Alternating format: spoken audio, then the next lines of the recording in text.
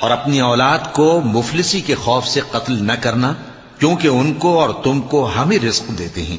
کچھ شک نہیں کہ ان کا مار ڈالنا بڑا سخت گناہ ہے، اور زنا کے پاس بھی نہ جانا کہ وہ بے حیائی ہے اور بری راہ ہے۔ اور جس جاندار کا مارنا اللہ نے حرام کیا ہے اسے قتل نہ کرنا مگر جائز طور پر، یعنی بفتوائے شریعت۔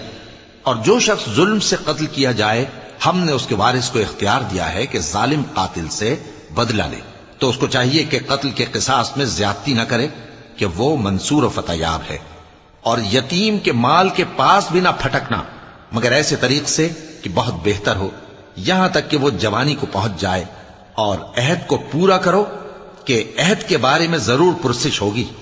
اور جب کوئی چیز ناپ کر دینے لگو تو پیمانہ پورا بھرا کرو، اور جب تول کر دو تو ترازو سیدھی رکھ کر تولا کرو۔ یہ بہت اچھی بات